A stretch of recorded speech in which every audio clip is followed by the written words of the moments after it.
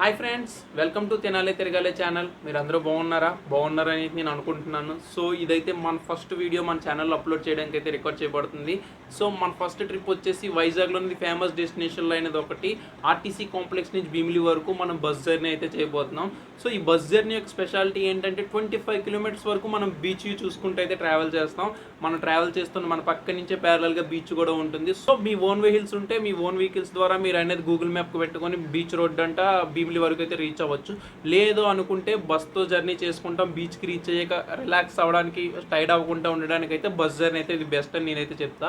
So దీనికోసం అయితే మనం ఆర్టీసీ కాంప్లెక్స్లో 900K అనే బస్సు ఎక్కామనుకో ఈజీగా అయితే మనం భీమిలి రీచ్ అయిపోవచ్చు. భీమిలి రీచ్ అవ్వడం ఒకటే కాదు కదా మన డెస్టినేషన్. లింక్లో టోటల్ ఓవరాల్గా బీచ్ని అయితే కవర్ చేసుకుంటూ వెళ్తాం, బీచ్ చూసుకుంటూ వెళ్తాం. ఆ ఎయిర్ కానీ మనం ట్రావెల్ చేస్తున్నట్టు ఆ బీచ్ నుంచి వచ్చే ఆ వేవ్స్ యొక్క సౌండ్స్ కానీ ఆసమ్గా ఉంటాయి. సో లేట్ చేయకుండా ఇంకా ట్రిప్లోకి అయితే వెళ్ళిపోతాం. సో మీకు డీటెయిల్స్ అన్నీ కూడా ఫ్రంట్లో అయితే ఎక్స్ప్లెయిన్ చేస్తాను. సో ఏమైనా మిస్టేక్స్ ఉంటే క్షమించండి, ఫస్ట్ వ్లాగ్ కదా, నేనైతే ఇంప్రూవ్ అవుతాను. మీ సపోర్ట్ అయితే నాకు కావాలి.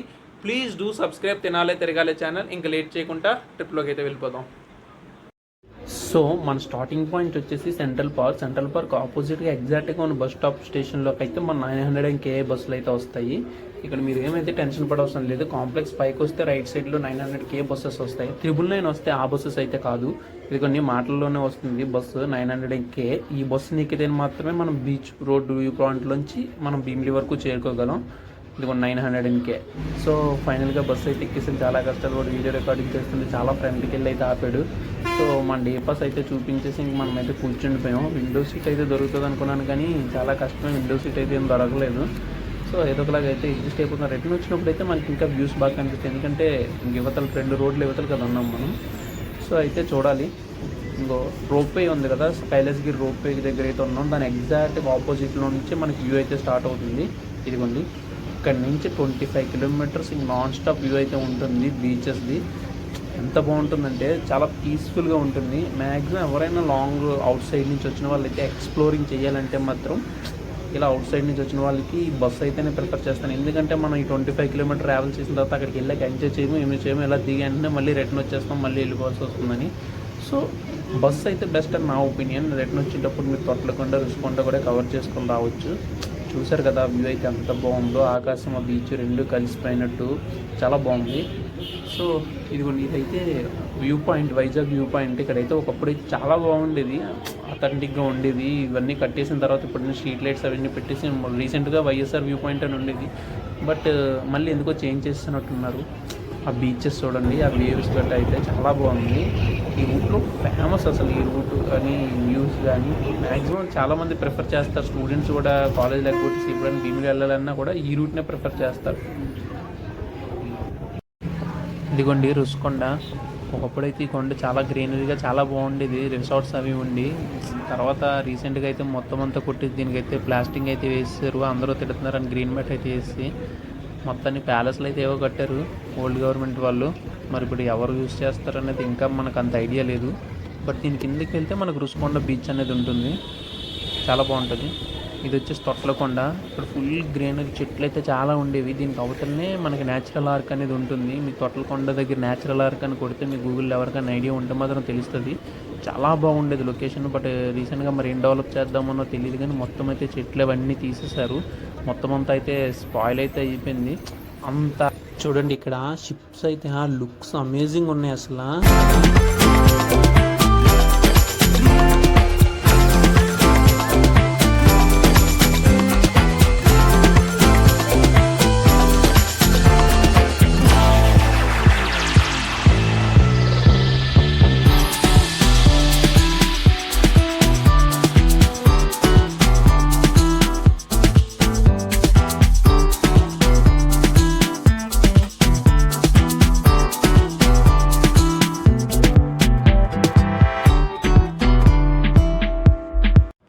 సో ఫైనల్గా మనమైతే భీమిలి విలేజ్లోకి అయితే వచ్చేసాం. ఇదిగోండి క్లాక్ టవర్, డచ్ వాల్ కట్టారంట 18th సెంచరీలో. అప్పుడులోనే చాలా స్ట్రాంగ్గా అయితే కట్టారు. ఇదిగోండి ఇది భీమిలి బస్ స్టాప్. ఇక్కడ నుంచి మనకి 100 మీటర్స్ ఆర్ 150 మీటర్స్ అనేది బీచ్కి వాక్ అనేది ఉంటుంది. బస్ దిగి ఇలా డౌన్ తీసుకుని మనం రైట్ తిరిగి ఇక్కడి నుంచి ఆ రైట్ తీసుకొని మనం అలా ఫ్రంట్ అనేది అలా మూవ్ అయిపోతుంటే ఒక 50 మీటర్స్ అనేది ఇక్కడ కరెక్ట్గా మనకి బీచ్ అనేది రీచ్ అయిపోతాం. అక్కడ మనకి స్టార్టింగ్లోనే ఇక్కడ మనకి ఫిషర్ మ్యాన్స్ అండ్ అప్పుడులో ఉన్న మనకి పరిపాలించడానికి వచ్చిన వాళ్ళ యొక్క స్కల్ప్చర్స్ అయితే ఉంటాయి. ఈ విధంగా చాలా అట్రాక్టివ్గా ఉంటుంది. భీమిలి స్టార్టింగ్లోనే ఉంటుంది. చూసారు కదా, చాలా బాగుంది, బాగా కట్టారు కూడా. దీని వెనకాలే మనకి జలకన్యలది వాటర్ ఫౌంటైన్ లాగా అయితే కట్టారు. ఇప్పుడులో అయితే వాడట్లేదు అనుకుంటా. ఒకప్పుడు మేము వచ్చినప్పుడు అయితే బాగా యూజ్ అయ్యేది, బాగా పెట్టేవారు కూడా. అది కలర్ఫుల్గా ఉండేది, చూడ్డానికి కూడా చాలా నీట్గా.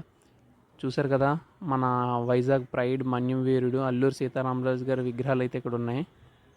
సో ఫైనల్గా మనమైతే భీమిలి బీచ్లోకి అయితే ఎంటర్ అయిపోయాం. చూసారు కదా ఎంత లొకేషన్ ప్లెజెంట్గా ఉందో. మనకి ఆర్కే బీచ్ లాంటి ఏరియాస్లో క్రౌడెడ్ ఏరియా అది, దానివల్ల మనం అంత ఎంజాయ్ చేయలేము, పీస్ఫుల్గా కూడా ఉండలేము. భీమిలి మాత్రం less crowded area, but beautiful place.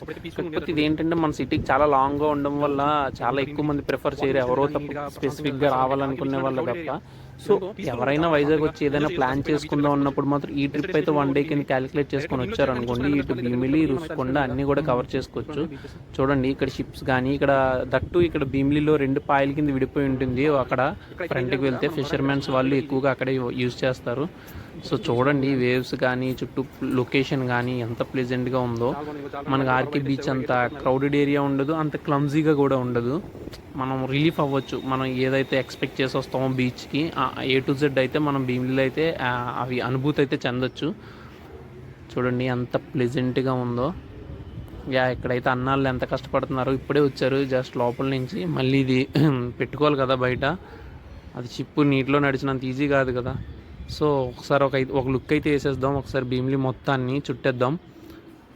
చూడండి అక్కడక్కడ జనాలు ఉన్నారు.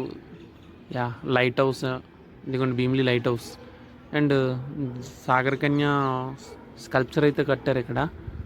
చూడండి ఎంత బాగుందో, బ్లాకిష్గా బ్యాక్గ్రౌండ్ వైట్తో దూరంగా మొత్తం బీచ్ ఆకాశం 2 కలిసిపోయినట్టు అయితే కనిపిస్తుంది మనకి.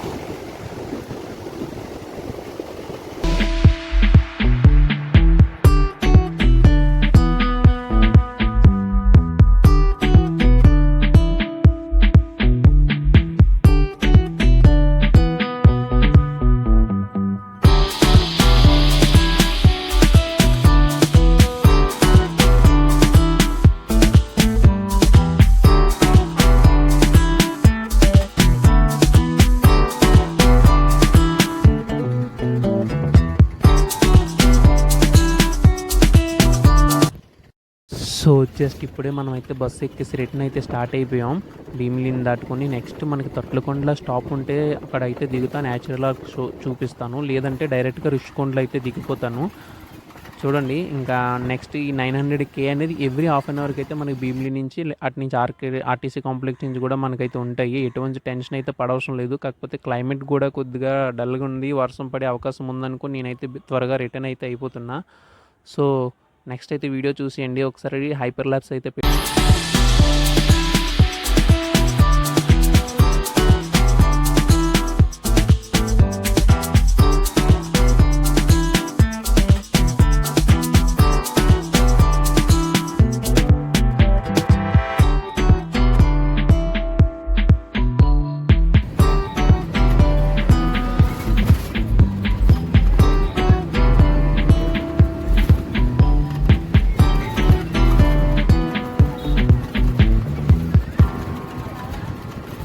మనది గోకాటింగ్ దాటిన తర్వాత వెంటనే అయితే లొకేషన్ అయితే ఉందండి. చూడండి ఆ షిప్స్ అక్కడ అలా పార్క్ చేసి ఆ location and background view and sky blue కలర్లో ఉండి ఎంత బాగుందో కదా.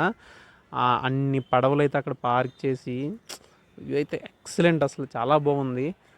బట్ కాకపోతే చాలా కంపెనీలు హౌసెస్ అనేవి చాలాసేపు అడ్డొచ్చి నేను చూసాను, ఎక్కువసేపు వ్యూ అయినా దొరుకుతుంది ఏమో అని. కానీ అయితే అంత అయితే చాలా అయితే కష్టపడ్డాను. చూడండి ఎంత బాగుందో కదా, లొకేషన్ అయితే మాత్రం చాలా పీస్ఫుల్గా ఉంది.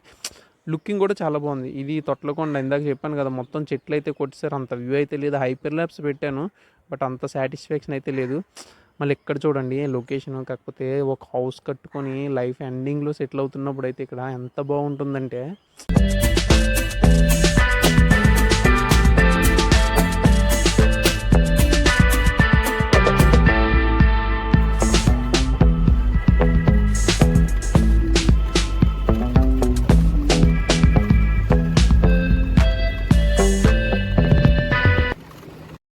సో ఫైనల్గా మనమైతే రుషికొండ బస్ స్టాప్లో అయితే దిగేసాం.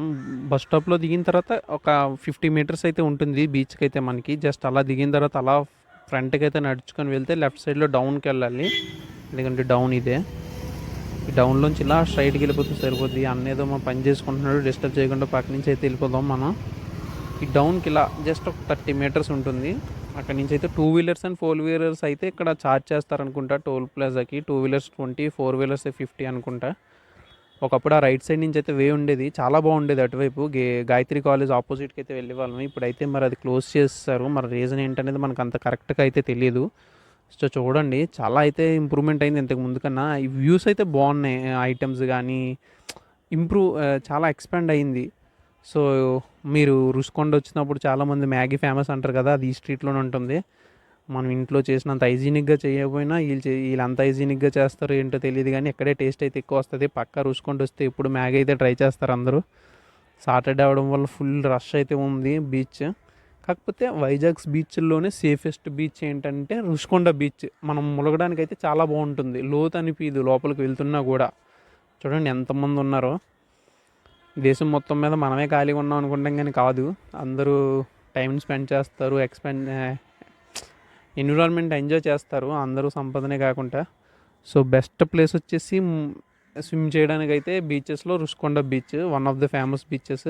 ఇక్కడ వాటర్ ఈవెంట్స్ కూడా చాలా ఉంటాయి, అదే మెయిన్ ప్లస్ పాయింట్. అక్కడ మనకి ఆర్కే బీచ్ సైడ్ ఇప్పుడు దిగడం కూడా రిస్ట్రిక్ట్ చేస్తారు చాలా ప్లేసెస్లో, ఎందుకంటే చాలా డేంజర్గా మారిపోవటం వల్ల. సో వచ్చాం కదా, అలా అయితే చిన్న టచ్ ఇచ్చొద్దాం బీచ్ లోపలికి వెళ్ళి. చూడండి ఎంత బాగుందో వాటర్ అనేది ఫ్రెష్గా. ఈవెన్ డాగ్ చూడండి, డాగ్ కూడా ఫుల్ విహరిస్తుంది మొత్తం బీచ్లో అయితే. దాన్ని పిలుస్తున్నా పలకట్లేదు. నీతో నాకేడు పని, నువ్వు ఏదో రికార్డ్ చేసుకుంటున్నావు కదా, రికార్డ్ చేసుకో, నేనేదో నా బిజీలో నేను ఉన్నాను, ఎంజాయ్ చేస్తున్నాను బీచ్ అన్నట్టు వెళ్ళింది. ఒక్కసారి చూసేద్దాం రండి రుషికొండ బీచ్ మొత్తాన్ని. చూడండి ఎంత లోపలికి జనాలు ఉన్నా కూడా వాళ్ళకైతే వాటర్ అయితే దిగుతున్నట్టు అనిపించట్లే. అంత లోపలికి వెళ్ళినా కూడా మనం ఎంజాయ్ చేయగలుగుతున్నాం, అదే బీచ్ని బాగా ఎంజాయ్ చేయగలుగుతున్నాం. చూడండి బొడ్డోడైతే పరిగెడేస్తున్నాడు పేరెంట్స్ దగ్గరికి అనుకుంటాను, మామూలుగా కాదు, లోపల ఉన్నట్టున్నారు. వాటర్ ఈవెంట్స్ ఇప్పుడు జరగట్లేదు అనుకుంటా, ఈవినింగే ఉంటాయి అనుకుంటా. ఎందుకంటే నేను వచ్చింది అరౌండ్ 2 o'clock ఆ టైం కదా. So that's why. ఇవన్నీ గవర్నమెంట్ వే, ప్లస్ ఎవరిది ప్రైవేట్ వాళ్ళది అయితే ఏమీ లేదు. మనం టికెట్స్ కావాలంటే అక్కడైతే తీసుకోవాలి. ఏపీ వాళ్ళది టూరిస్ట్ బోర్డు అయితే ఉంది, అక్కడికి వెళ్ళి మనం తీసుకుంటే ఈజీగా మనకి టికెట్స్ అయితే ఇస్తారు. సో దాన్ని బట్టి అయితే మనం ఎంజాయ్ చేయొచ్చు. ప్రైవేట్ వాళ్ళది అయితే కాస్త ఇబ్బంది ఉంది, ఎందుకంటే ఒక్కొక్కరికి ఒక్కొక్క రేట్ అయితే చెప్తారు, బయట నుంచి వస్తాం కదా టూరిస్ట్ ప్లేసుల వల్ల. చూడండి ఒకప్పుడు వచ్చినప్పుడు అయితే అస్సలు రాళ్ళే కనిపించేవి కాదు. 4 years బ్యాక్ వచ్చాను అనుకుంటారు రుషికొండకి. బట్ ఇప్పుడు చూడండి బీచ్ ఎంత వెనక్కి వెళ్ళిపోయిందో, మొత్తం రాళ్ళన్నీ అంత లోపలికి వెళ్ళి పిక్స్ అయితే తీసుకుంటున్నారు. మనకి వెళ్ళి అంత ధైర్యం లేదు, ఎందుకంటే స్కిడ్ అయిందా మొత్తం షెడ్కి వెళ్ళిపోతాం. సో చూసేద్దాం, ఎక్కడి నుంచో చూసి అయితే ఎంజాయ్ చేద్దాం ఒకసారి. చూడండి రుషికొండ బీచ్కి ఇదే ఫేమస్, ఎందుకంటే వాటర్ ఈవెంట్స్కి కానీ స్విమ్ చేయడానికి కానీ. బీచ్ చూడండి ఎంత క్లీన్గా ఉందో, ప్యూర్ వాటర్ కింద. సో జనాలు అయితే ఫుల్ ఎంజాయ్ చేస్తున్నారు, వాళ్ళని అయితే డిస్టర్బ్ చేయకుండా మనం అయితే రిటర్న్ అయిపోతున్నాం, ఎందుకంటే మనం ఎలాగా దిగట్లేదు కదా. సో చూసారు కదా ఇక్కడ గార్డ్స్ ఉన్నారు రెడీగా, ఎందుకంటే ఏదైనా ఇబ్బంది అయినా లేదంటే లోపలికి వెళ్తున్న వాళ్ళు అనౌన్స్ చేయడానికి.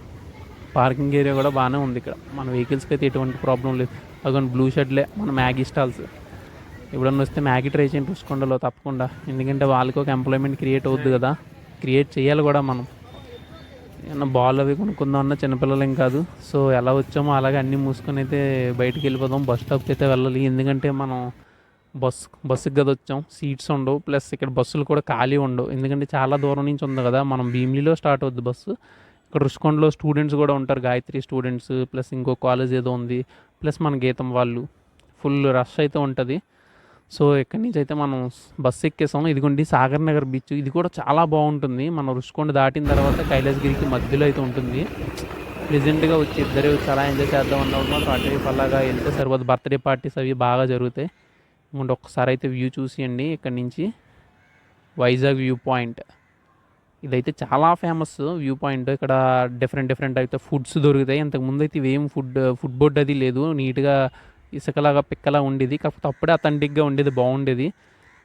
చూడండి మన వైజాగ్కి ఫేమస్ రూట్ ఇది. ఒక్కసారన్నా వచ్చి మనం ఎంజాయ్ చేయాలి, ఎక్స్ప్లోర్ చేయాలి. ఫస్ట్ ఆఫ్ ఆల్ దాన్ని 25 km బీచ్ వ్యూ అంటే అది మన బంగ్లాదేశ్ నుంచి వచ్చిన షిప్ చూస్తున్నారా, అది అప్పటి నుంచి అక్కడే ఉండిపోయింది. అది కూడా టూరిస్ట్ ప్లేస్ కింద పడిపోయింది. మనం కైలాసగిరికి వెళ్ళే రోప్వే దాటిన తర్వాత మనకి తెన్నేటి పార్క్ వస్తే తెన్నేటి పార్క్ దగ్గర మనం దాని కిందే మనకు ఆ షిప్ అనేది కనిపిస్తుంది అనమాట. మనం ఒకవేళ వెళ్ళి చూద్దాం అనుకుంటే ఈజీగా ఉంటుంది. ఇక్కడ ఎక్కడైనా బైక్ పార్క్ చేసుకుని ఈ తెన్నేటి పార్క్ని ఇలా కవర్ చేసుకుని ఆ కిందకి వెళ్తే ఎగ్జాక్ట్గా షిప్ అనేది అక్కడే ఉంది. చాలా బాగుంటుంది. తెన్నేటి పార్క్ కూడా చాలా బాగుంటుంది. మనకి బీచ్ వ్యూతో అక్కడ చైర్స్ అవి అరేంజ్ చేసేసి. సో ఇది అనదర్ ఫేమస్ ప్లేస్ ఏంటంటే బ్యాచిలర్స్ కానీ ఎవరికైనా నైట్ టైం వచ్చి కేక్స్ అవి కోయడానికి కానీ, సిట్టింగ్ వేసుకొని కూర్చోడానికి కానీ, మాట్లాడుకోవడానికి కానీ చాలా బాగుంటుంది. ఇక్కడ వెయిట్ చేయండి, 1 minute వస్తుంది ఆ వ్యూ. ఇదిగోండి, చాలా బాగుంటుంది వ్యూ ఇక్కడి నుంచి మాత్రం. అలా మన ఫ్రెండ్స్ కానీ ఫ్యామిలీ మెంబర్స్తో కానీ టైం స్పెండ్ చేయడానికి అయితే ఈ ప్లేస్ అయితే చాలా బాగుంటుంది. సో ఇక్కడితో కూడా మన 25 km బీచ్ వ్యూ పాయింట్ కూడా ఎండ్ అయిపోతుంది. సో మనమైతే నెక్స్ట్ వ్లాగ్లో అయితే కలుద్దాం. అంటిల్ ఆర్ అన్లెస్ మీరు అందరూ సపోర్ట్ చేస్తారని. ఇది నా ఫస్ట్ వ్లాగ్. నేను ఏ విధంగా వాయిస్ ఓవర్ ఇచ్చానో తెలీదు, నేను ఏ విధంగా రికార్డ్ చేసానో తెలీదు, నేను విజువల్స్ కరెక్ట్గా క్యాచ్ చేశానో లేదో కూడా నాకు అంత తెలీదు.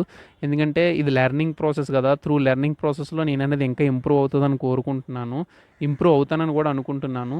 సో ప్లీజ్ డూ సబ్స్క్రైబ్ తినాలే తిరగాలే ఛానల్ ఫ్రెండ్స్. బాయ్, నెక్స్ట్ వ్లాగ్లో కలుద్దాం.